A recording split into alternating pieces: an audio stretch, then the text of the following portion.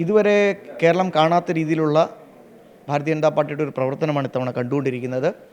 ഈ ത്രിതല പഞ്ചായത്ത് തെരഞ്ഞെടുപ്പ് ഞങ്ങളെ സംബന്ധിച്ച് ഞങ്ങളുടെ സംസ്ഥാന അധ്യക്ഷൻ രാജീവ് ചന്ദ്രശേഖർജി പറഞ്ഞതുപോലെ മാധ്യമങ്ങൾ പറയുന്നൊരു സെമി ഫൈനലൊന്നുമല്ല ഞങ്ങളെ സംബന്ധിച്ച് ഇതാണ് ഫൈനൽ.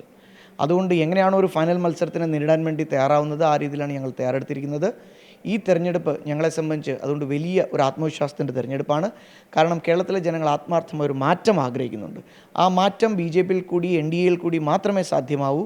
നരേന്ദ്രമോദി മുമ്പോട്ട് വെക്കുന്ന വികസിത രാഷ്ട്രീയം അതിൽ കൂടെ മാത്രമേ സാധ്യമാവൂ എന്ന് കേരളത്തിലെ ജനങ്ങൾക്ക് ഉത്തമ ബോധ്യമുള്ളതുകൊണ്ട് അതിനെ മുറുകെ പിടിച്ചുകൊണ്ടാണ് ഈ തെരഞ്ഞെടുപ്പ് ഞങ്ങൾ നേരിടുന്നത്. ഞങ്ങൾ വികസനത്തിൻ്റെ കാര്യങ്ങൾ പറയുന്നു. കാലങ്ങളായി രണ്ട് മുന്നണികളും ചേർന്ന് ചെയ്തു വരുന്ന അഴിമതിയെക്കുറിച്ച് പറയുന്നു. ശബരിമലയിൽ ഇവർ രണ്ടുപേരും ചെയ്ത് നടത്തിയിട്ടുള്ള കൊള്ളയെക്കുറിച്ച് പറയുന്നു. ഇതെല്ലാം ജനങ്ങൾ സത്യം പറഞ്ഞാൽ ഏറ്റെടുത്തിരിക്കുകയാണ്.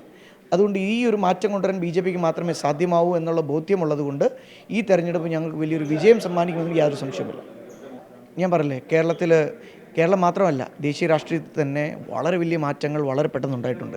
ത്രിപുര പോലൊരു സ്ഥലത്ത് 1% വോട്ടിൽ നിന്ന് 5 വർഷം കഴിഞ്ഞപ്പോൾ BJP അധികാരത്തിലെത്തി 40% വോട്ടോടുകൂടി. അതുകൊണ്ട് എന്തും സാധ്യമാണ് രാഷ്ട്രീയത്തിൽ.